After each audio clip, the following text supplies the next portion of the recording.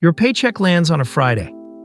By the second Tuesday of the next month, it is gone, and you cannot fully explain where it went. Sound familiar? You are not bad with money. You are missing a system simple enough to actually use.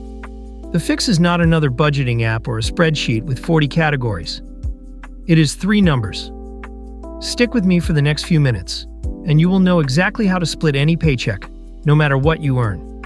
Most people who quit budgeting are not lazy.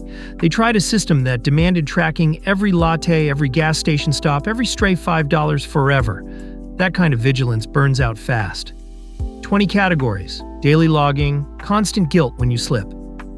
That is not a budget. That is homework with a due date every single day.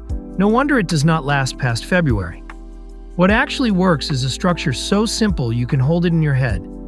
Not 40 categories, just 3: needs, wants, and savings. That is the entire system. This idea did not come from a finance influencer chasing clicks. It comes from a 2005 book called All Your Worth, written by Senator Elizabeth Warren and her daughter Amelia Warren Tyagi. They built it as a lifetime money plan, not a trend. Here's the honest caveat, though.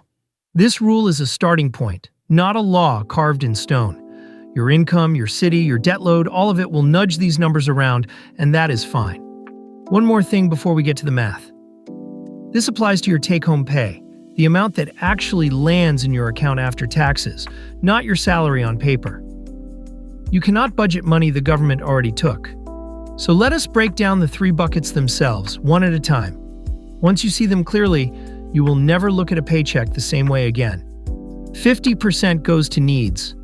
Rent or mortgage, utilities, groceries, minimum debt payments, insurance, and getting yourself to work.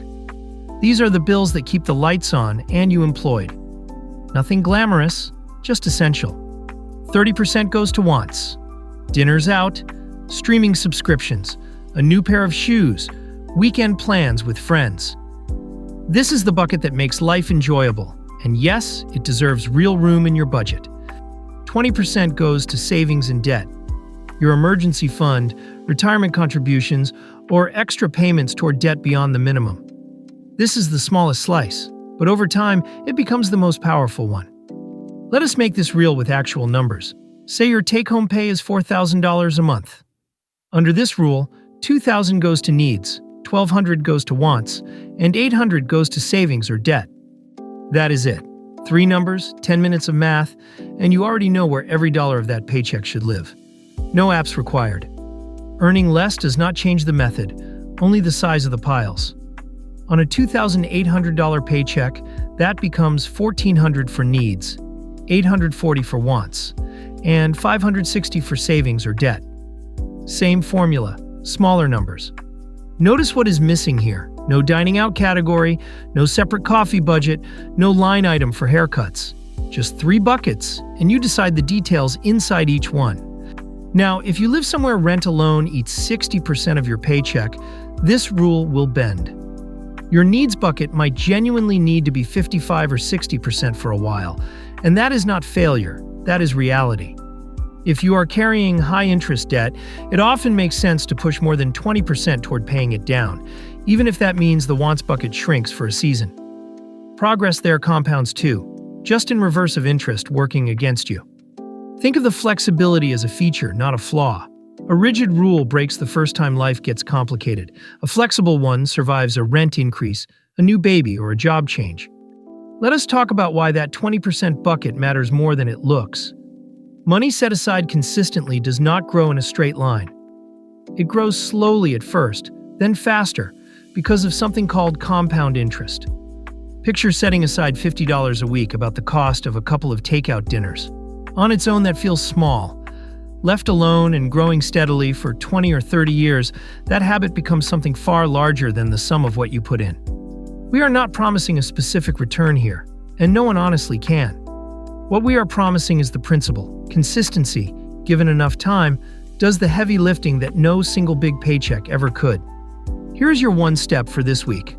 Pull up last month's bank statement and sort every transaction into one of the 3 buckets: needs, wants, savings, or debt. It takes about 10 minutes and no special app. Once you have your real percentages, compare them to 50, 30, 20. You will probably find one bucket is running hotter than you thought. That is useful information, not a verdict on your character. Do not try to fix everything at once. Pick the one bucket furthest from its target and adjust that single thing next month. Small corrections, repeated, are how real budgets actually change. A quick and important note. This video is educational, not personalized financial advice. Your situation is specific to you.